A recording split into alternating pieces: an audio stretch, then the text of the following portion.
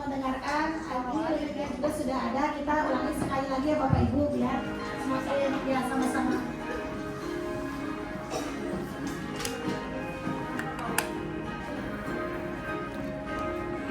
Mulai mandiri dan kuat, tumbuh di lingkungan sehat, bersama guru yang hebat, penuh cinta dan bersahabat, mendidik dengan tulus, gunakan jujur, kenali potensi, kelola emosi, tumbuhkan resiliensi, jaga konsistensi, dan jalin koneksi, membangun kolaborasi, dan mengatasi situasi.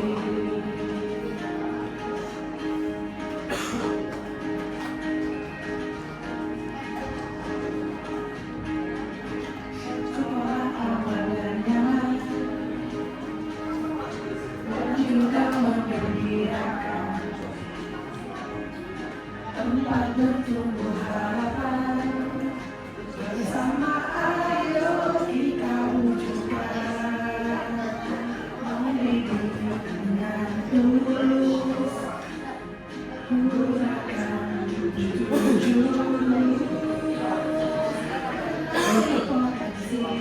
kelola emosi, tumbuhkan resiliensi, jaga konsistensi, dan jalin koneksi, membangun kolaborasi, dan mengatasi situasi.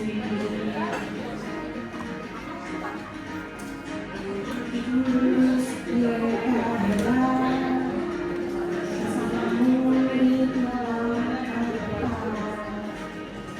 Terus mereka hebat, terus mereka kuat. Terima kasih Bapak Ibu.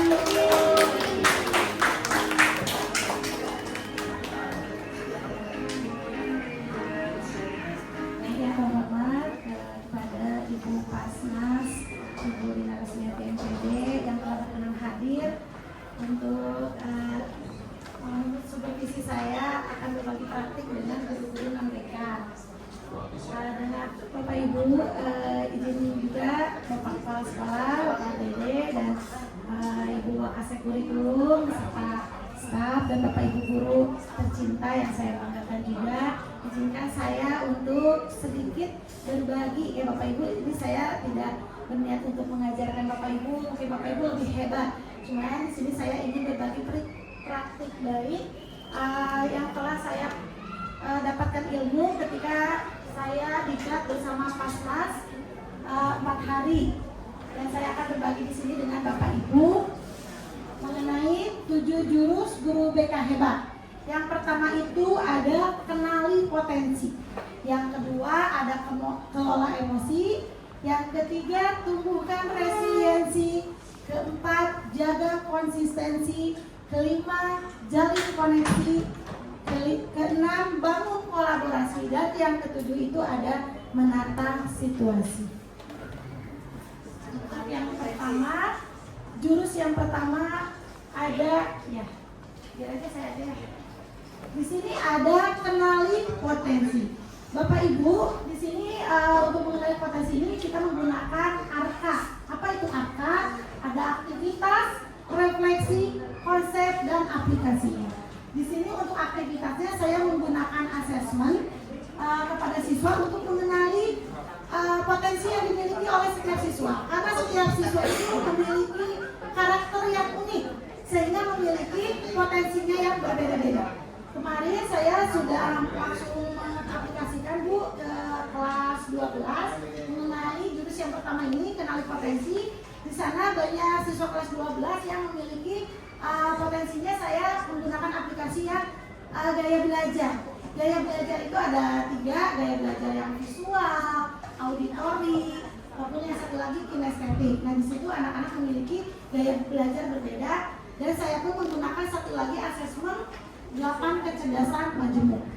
Nah untuk refleksinya saya menggali maknanya dari setiap siswa itu dengan simulasi. Nah siapa yang memiliki gaya belajar visual, mereka ke depan perwakilannya siapa yang visual, yang auditori ataupun yang kinestetik. Mereka mengetahui gaya belajarnya masing-masing. Terus konsepnya juga saya jelaskan mengenai gaya belajar itu apa.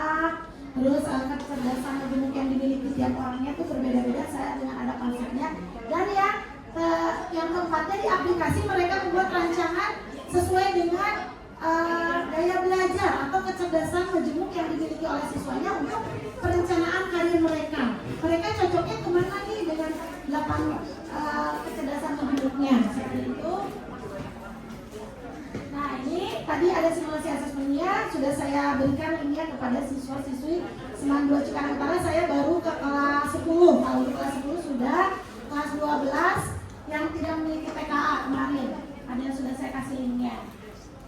Selanjutnya ini sudah ada hasilnya.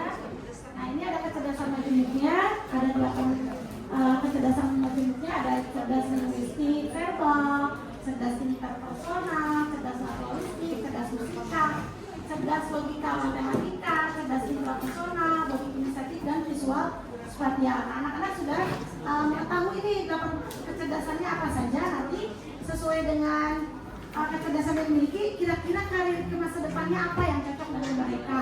Misalnya seperti cerdas interpersonal, seperti guru BK, konselor yang memang harus aktif dalam berkomunikasi. Seperti itu cerdas interpersonal salah satunya. Kalau misalkan cerdas musikal, dia bisa ambil jurusan seni musik. Itu ya Bapak Ibu, ini contoh saja. Nah untuk mengenai 3 gaya belajar yang sudah saya sebutkan, gaya belajar visual, gaya belajar auditori dan kinestetik. Nanti kalau Bapak Ibu guru mau Bu Fai mau ininya data siswa yang memiliki gaya belajar ini, nanti Bapak Ibu ketika dalam pembelajaran di kelas bisa menggunakan gaya pembelajarannya sesuai dengan siswa tadi yang visual. Kalau yang visual itu Bapak Ibu nanti bisa si siswanya itu kan senangnya dengan yang menggunakan spidol berwarna gitu kan. Anak-anak dengan yang penuh warna itu akan lebih cepat masuk Bapak Ibu materinya. Kalau yang si anaknya yang visual biasanya itu yang mapping itu ya Bu, yang pakai tulisan-tulisan kayak gitu, terus dia pakai berwarna. Nah bagi yang gaya belajarnya auditori, biasanya siswa-siswinya senang dengan yang ada musik atau dengan yang menonton langsung videonya, langsung video seperti itu. Kalau yang gaya belajar kinestetik ini lebih dengan mereka itu dengan bergerak atau langsung, biasanya senangnya dengan praktek. Kalau yang untuk kinestetik seperti itu. Nah strategi pembelajarannya bisa diterapkan oleh Bapak Ibu ketika di kelas. Nanti datanya ada di saya untuk gaya belajar. Ini yang tadi ketika anaknya sudah mengerjakan asesmennya, nanti anak-anaknya bisa mengisi rekap dan rekomendasinya. Jadi ketahuan nih si anaknya cerdasnya cerdas apa, nanti gaya belajarnya seperti apa, ekstrakurikuler yang direkomendasikannya seperti apa yang sesuai dengan tadi hasil dari link yang sudah disebarkan oleh saya, dan profesi masa depannya yang relevannya seperti apa. Ini yang tadi ya Bapak Ibu yang tadi. Nah itu jurus yang pertama mengenai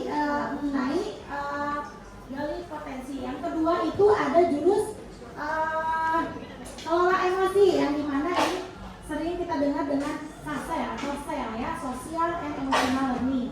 Dimana di sini ada bagian-bagiannya untuk mengelola emosi gitu ya Bapak Ibu.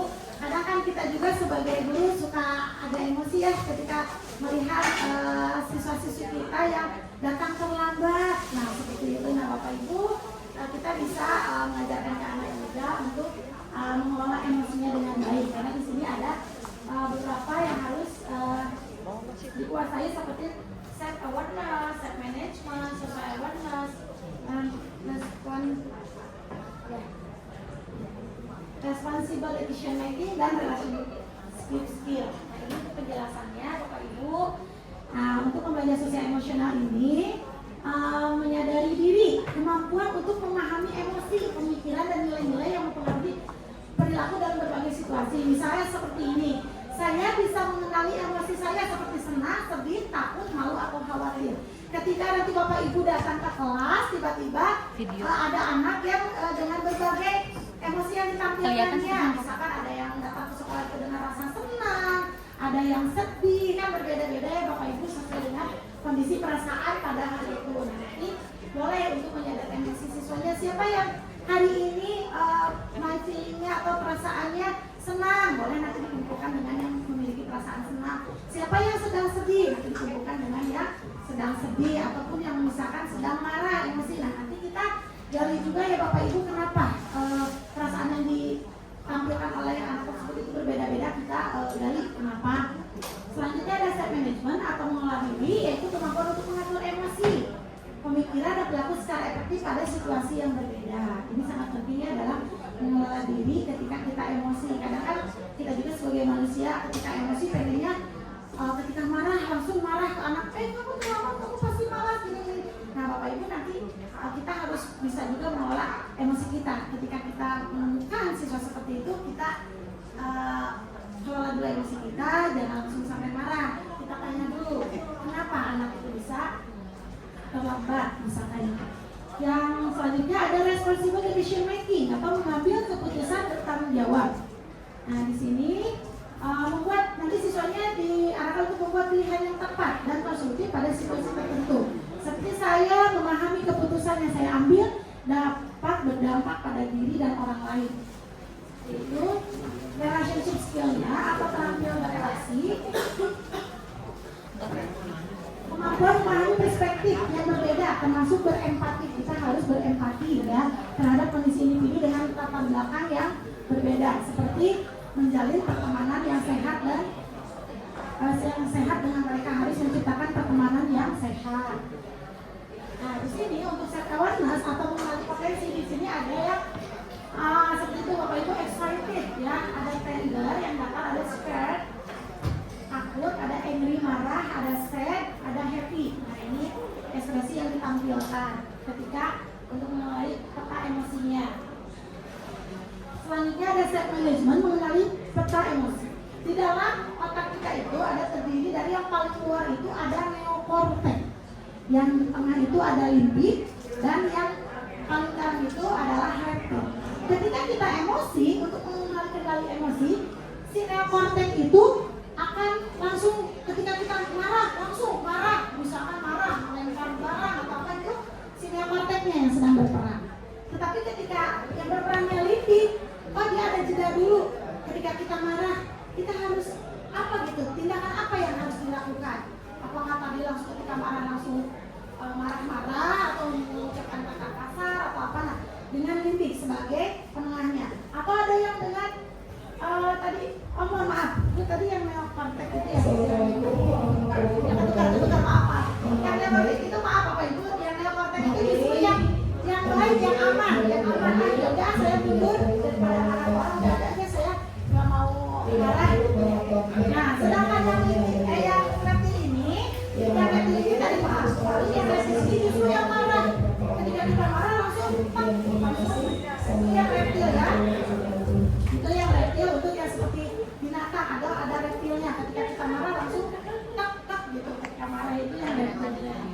Selanjutnya, nah ketika responsible decision making-nya, ketika kita mau mengelola emosi dengan baik itu kan ada yang emosi langsung respon tindakan. Ketika emosi langsung ada responnya. Tetapi yang baik itu adalah ada emosi, ada jeda dulu. Ketika kita marah, tadi ada jeda dulu. Dengan cara apa jedanya? Di sini ada pilihannya. Nah ini Bapak Ibu ada pilihan untuk menahan emosi kita.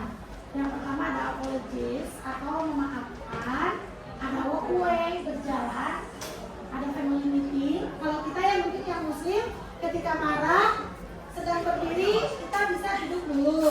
Ketika masih marah, kita bisa ambil duduk gitu ya, ambil duduk untuk menenangkan kita. Atau ada yang contact to pull off atau hitung mundur. Ketika marah kita hitung mundur Bapak Ibu 10, 9, 8 sampai 0. Kita hitung mundur ya. Ini ada berbagai pilihan untuk menahan atau menjeda emosi kita. Boleh juga dengan main game dulu sebentar, main game dulu biar marahnya nggak langsung marah, kita ada jeda dulu ya Bapak Ibu. seperti apa? Nah, boleh nanti ya tidak hanya BK ya Bapak Ibu, boleh nanti di mata pelajaran juga. Boleh ketika anak-anak sebelum pembelajaran kita sediakan stiker. Stikernya mengenai feeling hari ini, perasaan hari ini. Siapa yang senang? Silakan kalian tempel anak. Yang senang di situ. Yang sedih atau yang sedang marah, kita membuat my feeling seperti itu di hari itu. Bisa dengan cara untuk bernuansa sel ini. Selanjutnya, nah untuk yang jurus yang ketiga adalah tumbuhkan resiliensi. Resiliensi itu apa Bapak Ibu, ada yang tahu? Bertahan, tumbuh, dan maju. Ya, betul, sama ini. Resiliensi. Resiliensi atau daya lenting. Daya lenting, biasanya kita punya daya lenting. Resiliensinya adalah kemampuan seseorang untuk bangkit dan pulih dari kesulitan, stres ataupun trauma. Biasanya Bapak Ibu, anak-anak yang sering dibully, biasanya kepercayaan dirinya menurun. Dan akhirnya saya pernah waktu itu menemukan anak-anak yang gara-gara sering dibully, akhirnya kepercayaan dirinya kurang support dari keluarga, akhirnya dia cutting Bapak Ibu. Cutting itu apa sih? Pakai alat yang menyayat. Cutting itu menyayat. Alhamdulillah tidak ada sih Bu, dikasih di sini sampai bunuh diri tidak ada. Cuma dia itu sampai cutting saking dianya sakit hati gitu ya, karena nah ini penting Bapak Ibu ya, kita untuk menumbuhkan resiliensi atau daya lenting kepada murid-murid kita, karena dengan kita memiliki daya resiliensi itu anak itu tidak mudah rapuh, tidak mudah putus asa dan nanti ujungnya bunuh diri seperti itu. Karena di sini banyak kasus juga ya di Bapak Ibu, daya lenting itu sekarang makin penting ya, karena tak tahan dibully sebagai anak yatim, siswa SD bunuh diri, siswa SMP bunuh diri saat HP disita. Padahal cuma HP disita ya Bapak Ibu, apalagi beberapa minggu kemarin ada guru yang sedang minta, ya nggak apa-apa gitu kan, itu untuk pendidikan juga, tapi alhamdulillah tidak sampai anaknya sampai bunuh diri.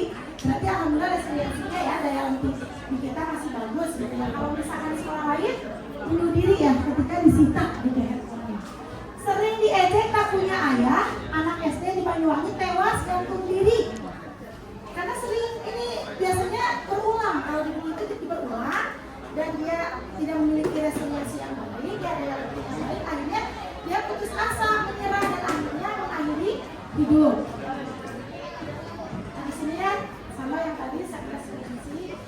Nah di sini pola pikir bertumbuh, betul ya tadi kata memilih ini sangkutannya resiliensi itu dengan pola pikir bertumbuh atau sejak dalam pikirannya ya. Nah ini ada cerita, ini sebenarnya ada videonya, si kembar walaupun kembar identik, tetapi ketika mengambil keputusan ataupun memiliki daya lentingnya berbeda, anak yang A ini ketika mempunyai masalah, anak yang itu menyerah. Ketika punya masalah itu menyerah, nangis, mengadu sama orang tuanya, nggak bisa gitu.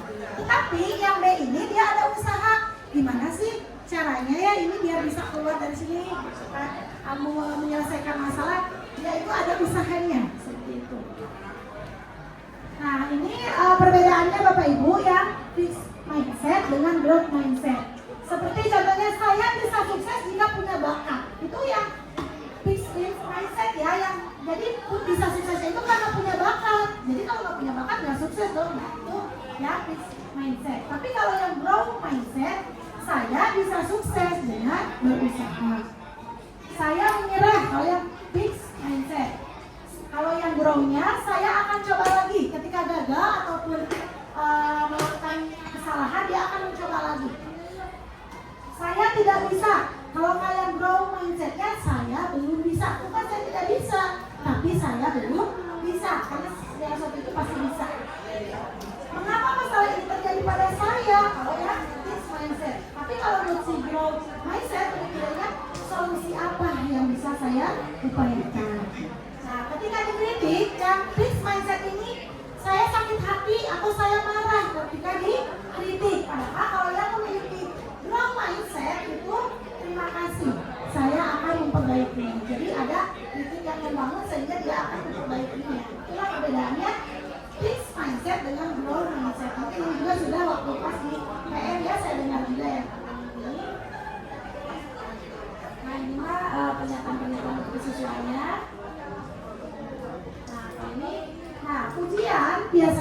Ibu, tidak semua pujian bagus ya Bapak Ibu. Bahkan pujian itu bisa menghancurkan siswa juga. Kenapa bisa menghancurkan siswa? Karena ketika kita, ibu bangga sama kamu nak, ibu bangga sama kamu. Nah, ketika anak melakukan suatu perlombaan, mengikuti suatu perlombaan, dia tidak mau ikut. Nggak mau, nanti orang tua saya nggak bangga. Karena saya nanti takut gagal. Karena apa? Karena ini anak yang sering dipuji sama orang tuanya atau gurunya. Nah, sedangkan yang kelas B ini, dia diberi dukungan, encouragement ya, atau dukungan sehingga dia tuh mau mencoba ketika salah ataupun mau mencoba ketika ada lomba, saya mau mencoba ini.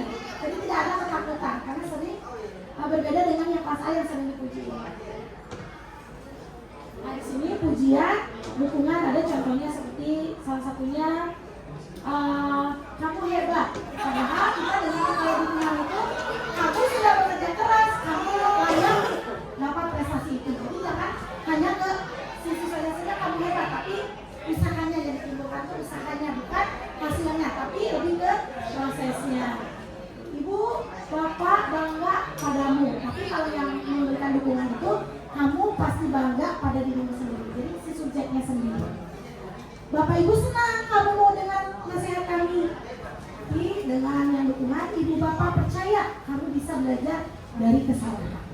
Wah, suaramu merdu sekali, itu hanya pujian. Tetapi kalau yang dukungan, kamu sudah berlatih sangat keras, kamu pasti bisa. Menjadi takut berbuat salah yang tadi saya sebutkan. Kamu memang anak patuh, tidak pernah mengecewakan ibu. Jadi si anak tersebut takut akan mencoba. Kalau yang dukungan mendorong keberanian. Semua yang belajar sepeda pasti pernah jatuh. Ayo coba terus. Jadi terus mencoba berlatih. Selanjutnya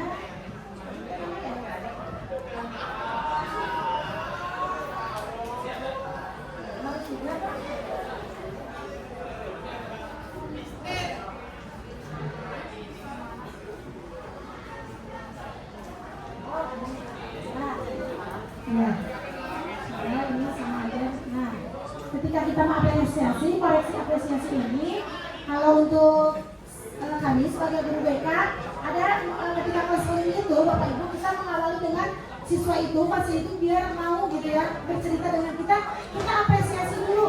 Ketika mereka memiliki masalah, jangan langsung ke depan ke masalahnya, tapi lebih ke mengawali dengan apresiasi. Contohnya seperti ini. Bapak apresiasi kamu sudah mengerahkan upaya terbaik. Di tengahnya ada koreksi terhadap anak tersebut. Bagaimana agar kamu bisa mengurangi waktu nonton dan mengalokasikan lebih banyak waktu untuk latihan. Nah, yang terakhir lagi harus ada apresiasi lagi. Bapak percaya kamu pasti bisa. Jadi anak ketika konseling dengan kita atau bimbingan gitu ya harus kita diawali dengan apresiasi, baru ada koreksinya dan apresiasi lagi. Nah, seperti ini ya Bapak Ibu, contohnya ibu burung tega plus S, tegas, tega menendang anaknya agar mulai belajar terbang. Kan anak burung harus terbang kan, kompetensinya harus terbang. Ya harus tega, nggak tega ibunya dia menendang si anak burung ini. Sama Bapak Ibu, kita juga bukan kita berarti harus menendang anak, tidak ya. Jadi kita juga harus ada tegasnya, tapi ada limitnya juga, gitu seperti ini ya. Ini salah satu contohnya saja, agar anak itu bisa menumbuhkan resiliensinya dengan baik. Ini saja contohnya saja. Nah, di sini ada jurus yang keempat, Bapak Ibu, jaga konsistensi. Nah, jaga konsistensi ini kesadaran versus paksaan. Kebetulan saya kemarin mendapatkan kasus siswa yang hari Senin kemarin ketika yang lainnya sudah upacara, tiba datanglah anak laki-laki kelas 11 ya, datang. Nah, kenapa kamu terlambat? Ini orang lain udah selesai upacara, berarti udah hampir 1 jam ya, udah hampir 1 jam terlambat. Kenapa nak? Ya Bu, saya tidak ada ya membangunkan. Ini seperti itu, padahal udah umur 17 tahun harusnya ada inisiatif sendiri, jangan membangunkan. Akhirnya saya bawa ke BK dan saya melakukan konseling dengan anak tersebut untuk menggali kenapa bisa terlambat. Sedikit saja Bapak Ibu, ternyata anak ini terlambat tidurnya selalu malam. Iya, kenapa terlalu malam? Dikira saya main game online, ternyata bukan Bapak Bapak Ibu nonton sinetron bersama ibunya. Seru katanya nonton RCTI apa Indosiar.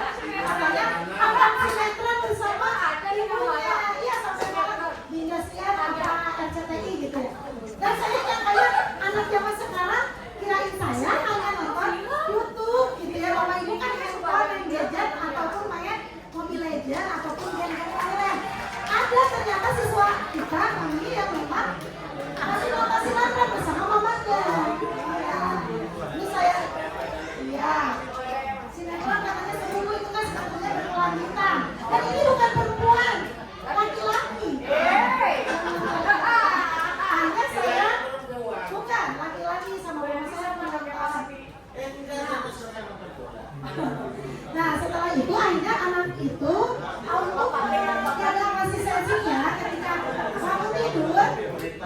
bangun tidur sampai tidur kembali, saya membuat suruh anak tersebut silakan ya, ini HPS-nya kalian membuat daily activity seperti ini ya Bapak Ibu, membuat daily activity mulai dari bangun tidur sampai tidur kembali.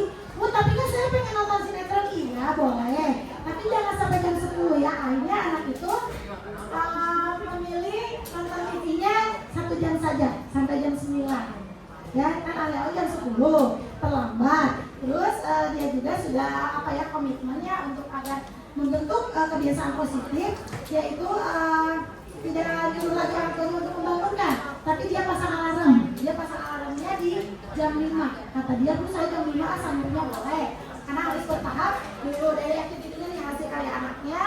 Ini coretan yang dia, yang aslinya, yang lakinya sudah ditempel di kamarnya. Kata saya, tempel di kamar ya. Kalau kalian kamu dalam 1 minggu ini tidak terlambat lagi, ibu akan pantau, ibu akan kasih reward. Terserah itu mau beli atau apa, kata ibu. Ya Bu, baik Bu, saya akan laksanakan sesuai dengan daily activity saya. Nah seperti itu ya Bapak Ibu, jadi harus dengan kesadaran, nggak boleh dengan paksaan. Kalau dengan paksaan tidak akan berhasil, biasanya harus dari diri sendiri. Nah di sini juga yang kesadaran versus paksaan.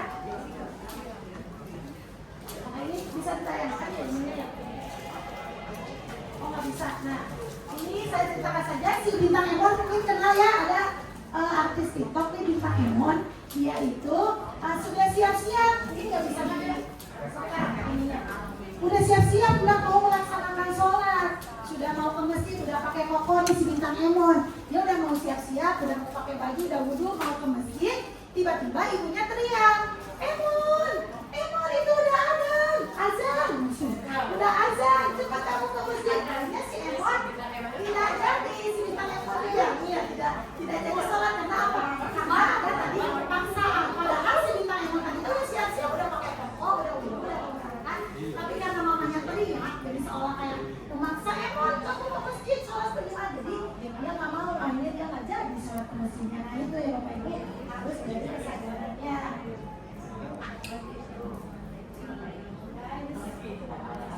Nah ini disiplin biasa dan disiplin positif. Tadi yang sudah saya langsung aplikasikan tentang virus ini ke siswa. Si siswa bisa membuat daily activity mulai dari bangun tidur sampai tidur kembali. Ada kebiasaan-kebiasaan positif yang tadinya dia nontonnya 3 jam, sekarang dia mengurangi jadi 1 jam. Nah ini jangan mimpi punya anak yang menurut. Kita justru akan frustasi. Mimpilah punya anak yang mandiri dan bisa bekerja sama. Kalau yang hanya penurut, dia nanti tidak akan berani untuk mencoba karena segala sesuatu dia harus mengikuti kata orang tuanya. Nah dari kesadaran di sini dari kebiasaan nih seperti saya lah contohnya ya.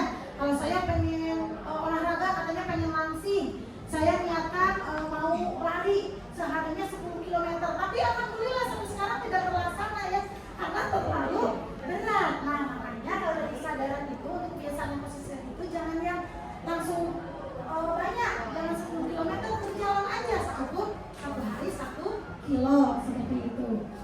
Ini akan tertentu karena nanti akan ada gangguan-gangguan ketika kita semangat di awal.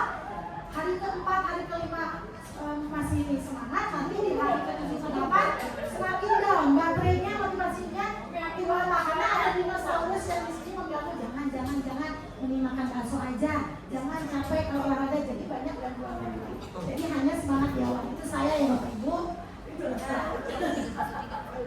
Jadi saya sekarang mulai, aku mau jalan sehari 1 kilometer, begitu kan? Jadi pelan-pelan gitu juga, saya harus mau olahraga 1 minggu 1 kali saja.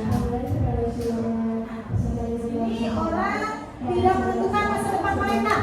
Mereka lah yang menentukan kebiasaan mereka, dan kebiasaan mereka lah yang menentukan masa depan mereka. Ini menurut FM Alexander. Sehari selai benang, setahun selembar kain. Sedikit demi sedikit, lama-lama menjadi bukit. Jadi pelan-pelan saja, sedikit. Nah, ini yang dari koneksi ini, jurus yang kelima. Jurus kelima dari koneksi ini, apa di sini ada rumus mendengar aktif itu dengar ya. D-nya dedikasikan tubuh dan jiwa kita, ekspresi diperlihatkan, netralkan posisi, gangguan hilangkan, amati isi pembicaraan, R-nya respon, dan jangan dipotong. Inilah untuk komunikasi yang efektif Bapak Ibu ya, dari bidang kelas. Nah, keterampilan mendengarkan aktif, ada keterampilan membuka percakapan, keterampilan bertanya, keterampilan merespon, keterampilan merefleksi, dan terakhir keterampilan menyimpulkan.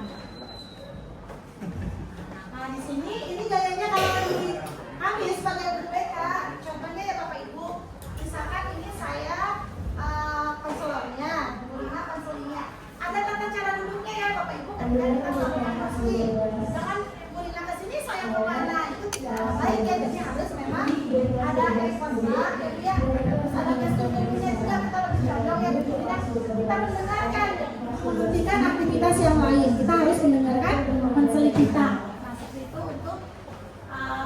Cara untuk ketika anak datang kepada kita untuk bimbingan ataupun konseling.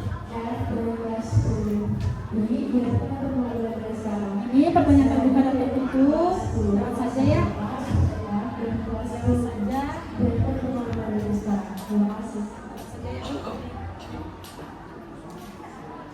Jalin koneksi. Nah, masuk ke yang kelima, ada jurus jalin koneksi. Di sini ada pendekatan realita. Langsung saja, mana banyak ya. Nah, di sini Bapak Ibu, ini peran guru BK dan guru kelas. Di sini perbedaannya guru kelas dengan guru BK. Ketika peran utamanya yaitu pembelajaran yang mendidik melalui mata pelajaran dan pembentukan karakter murid. Kalau guru BK, pelayanan yang memandirikan dalam mengembangkan potensi diri murid, baik dalam bidang pribadi, sosial, belajar ataupun karir. Dalam kebutuhan kolaborasinya, kalau guru kelas membantu memahami dan mengatasi masalah belajar, sosial, emosional, dan perilaku murid. Kalau guru BK mengembangkan program BK-nya dan intervensi terpadu melalui kolaborasi lintas peran di sekolah. Sumber kerjasamanya, kalau guru kelas itu orang tua, kepala sekolah, guru mapel, konselor, pihak luar sekolah juga yang terkait. Sedangkan guru BK itu biasanya kerjasamanya dengan guru kelas, wali kelas, guru mapel, kepala sekolah, orang tua, masyarakat, dan pihak terkait lainnya. Untuk tujuannya, guru kelas menciptakan lingkungan belajar yang mendukung dan holistik di dalam kelas ya Bapak Ibu. Sedangkan guru BK meningkatkan kesejahteraan secara pribadi, sosial, akademik, dan karir sebagai bagian dari proses perkembangan yang utuh. Jadi lebih ke karakter kepribadian siswanya juga. Untuk tantangannya, kalau guru kelas itu masalah sosial, emosional, perilaku yang mempengaruhi kemampuan belajarnya ya, masalah-masalah tentang hambatan belajar, konsentrasi belajar. Kalau guru BK itu permasalahan sosial, emosional, dan karakter murid yang kompleks. Nah, ini yang keenam ada jurus bangun kolaborasi. Untuk bangun kolaborasi ini, Bapak Ibu, ada beberapa permasalahannya itu dibagi menjadi ada 3, universal, terarah, atau intensif. Tier 1, tier 2, dan tier 3 ini sesuai dengan kasusnya. Kasus yang misalkan agak ringan ini masuknya ke tier 1. Yang sedang itu ada di tier 2, dan yang paling berat kasusnya ada di tier 3.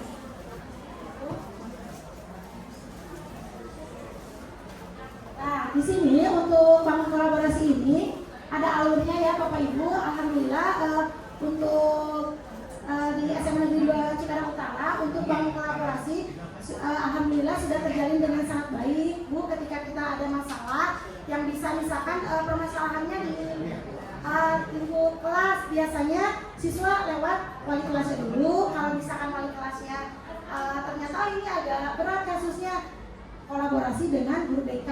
Ternyata dari guru BK ini sulit lagi tingkatannya, kita selalu berkolaborasi dengan kesiswaan. Kalau misalkan yang kasusnya berat sekali, biasanya kita selalu melibatkan Bapak Kepala Sekolah. Bahkan kita juga pernah melibatkan psikiater kalau memang bukan di ranah kita, Bu. Kita referral seperti itu. Ini bermasalah ya, kolaborasinya, alurnya. Masalah problem solvingnya, identifikasi dulu masalahnya, diskusi awal dalam prevensi kasus dengan wali kelas ataupun dengan siswaan, penetapan tujuan dan strategi intervensi apa nih yang akan diberikan kepada siswa tersebut. Keempat, implementasi dan monitoringnya. Kita lihat, dipantau anaknya udah ada perubahan atau belum. Yang kelima, evaluasi dan tindak lanjutnya dari penyelesaian kasus itu. Dan keenamnya ada dokumentasi dan biasanya kita komunikasikan kepada orang tua. Selain pelibatan orang tua ya tadi ya, biar tidak ada miskomunikasi dengan orang tua dan agar masalahnya cepat terselesaikan. Sudah, ini sesuai dengan tiap-tiap tadi kolaborasinya, peran konservasi sekolahnya.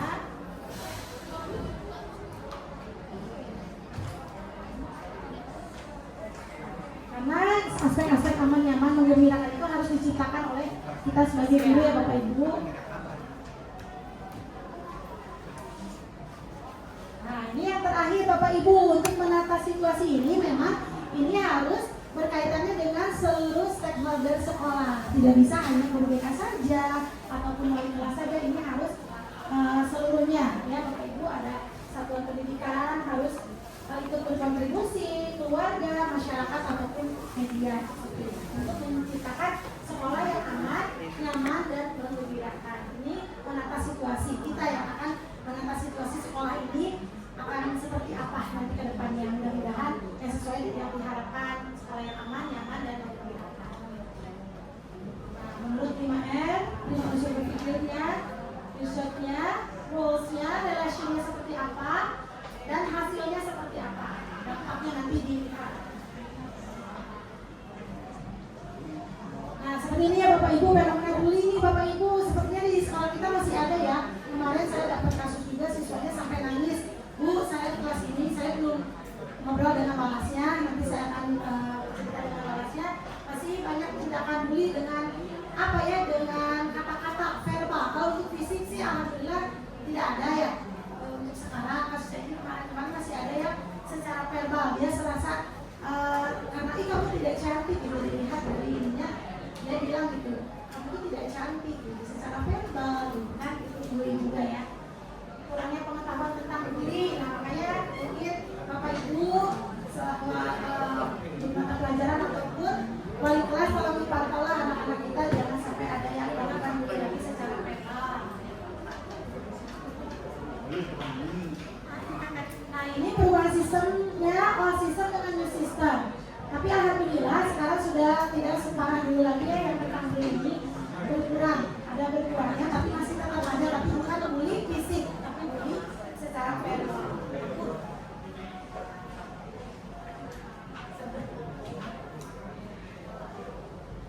Nah, Bapak Ibu, itulah 7 jurus guru BK hebat yang dapat saya sampaikan. Mudah-mudahan sedikit memberi manfaat bagi Bapak Ibu yang nanti bisa diaplikasikan ketika di kelas seperti itu.